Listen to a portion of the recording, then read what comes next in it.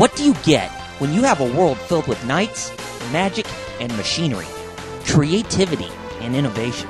And Sparkster was no exception when it arrived on the 16-bit greatness known as the Super Nintendo.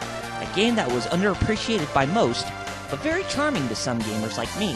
Sparkster was an icon for tough-as-hell games like Contra. And, yeah, guess who made the game? Konami did. What is so appealing about this game? Well, let's find out. Hey G1s, I'm Retro Role-Playing Gamer, and this here is a G1 video game review, brought to you by ScrewAttack.com.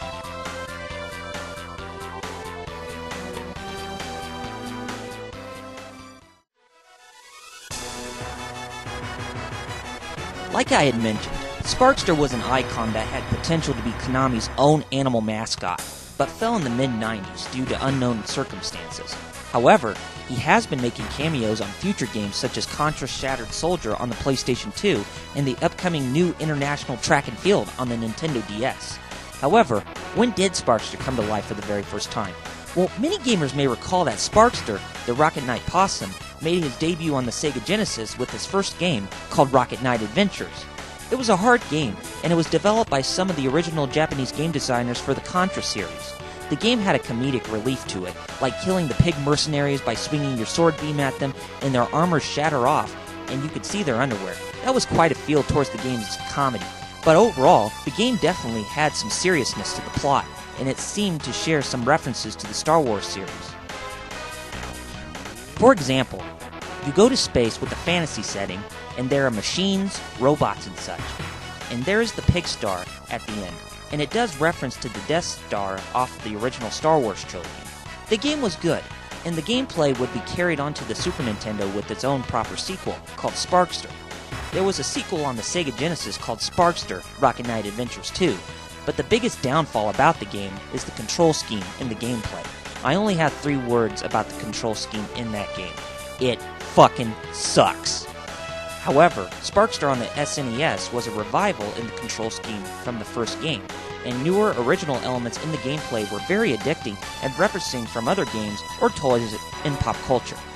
I believe that the backstory is far enough, so now it's time to talk about the game in detail. Get ready for a magical journey with fantasy and machines combined. This is Sparkster on the Super Nintendo Entertainment System.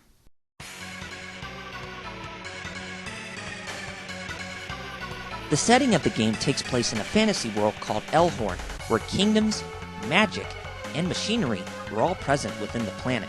And there were knights with jetpacks that defended the world from the forces of evil, and they were known as the Rocket Knights. Sparkster became the leader after his mentor was killed by one of his own rivals, the corrupted Dark Knight, Axel Gear.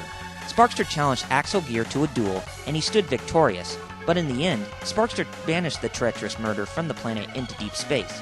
That is all backstory about the series itself, but the main plot of Sparkster takes place after the first 2 games on the Sega Genesis, where a new kingdom is under threat of Generalissimo Lioness and the Wolf Mercenary Force. Axel Gear is present in this game as well, and is under contract with the Lion General, and he always seems to have some dirty tricks up his sleeve to triple-cross any enemy general to overpower all and achieve his own selfish goals.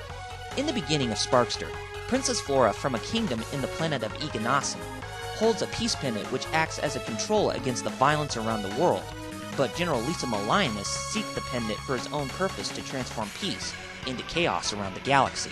So he hires Axel Gear to kidnap the princess and retrieve the peace pendant from her, and he succeeds. However, Sparkster, the Rocket Knight from Elhorn, managed to detect the threat from the planet Egonassen, and he travels from Elhorn to Egonassen to put a stop to the Lion General's plans for galactic conquest.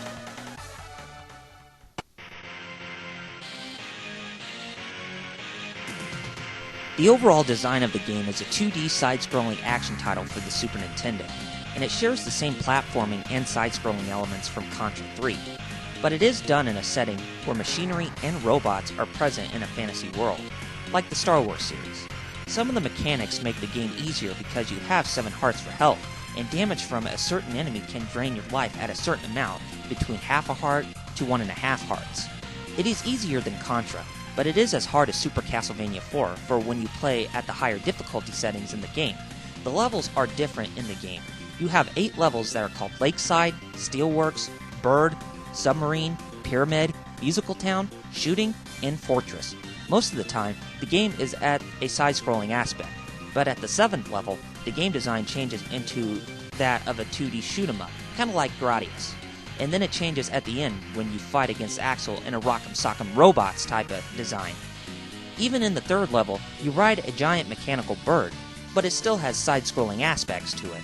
The levels add challenge for each one you play through, and it only adds more fun and excitement. Like said before, just because a game's hard doesn't mean it's bad.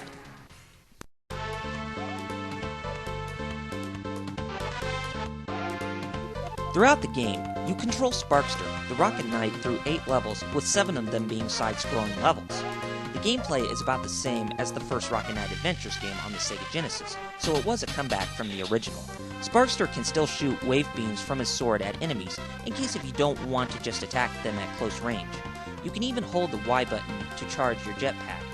And if you release the Y button only, you do a spinning somersault slash. However, if you release the Y button and also hit one of the 8 directions on the D-pad, you fly in that certain direction. Hitting B button jumps, and hitting either the L or R shoulder buttons commences an air crescent slash in either a left or right direction fashion.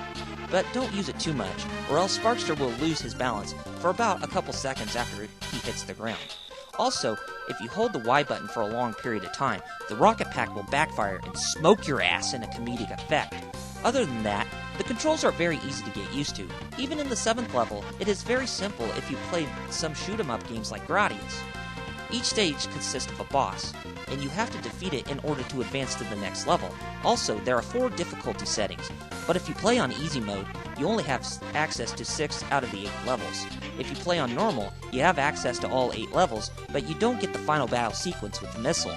If you play on hard or crazy hard, you have access to all 8 levels, you get the full game, and the true ending after defeating the missile from hitting Iganasi. For every difficulty that you play, the gameplay gets so much harder than before.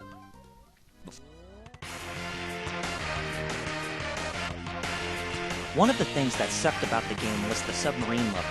There is a sequence where the ship starts to overflood itself with water, and you have to reach all the way to the top instead of getting locked into the room with all the water in it. If you don't make it out of the room before any of the doors lock up, you're dead.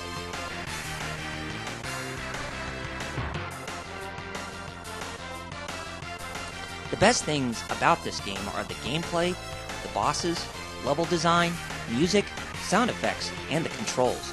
The music is the same as that of Sparkster on the Sega Genesis, but it is much better due to the stereo sound capabilities of the Super Nintendo Entertainment System.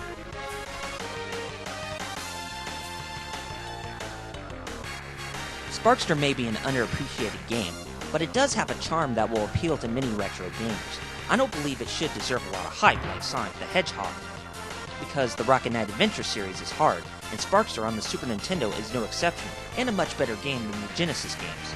With clean and vibrant color schemes, improved graphics, and stereo sound, the game is another one of Konami's masterpieces on the Super Nintendo. Overall, the game itself receives a 9 out of 10 for a superb ranking.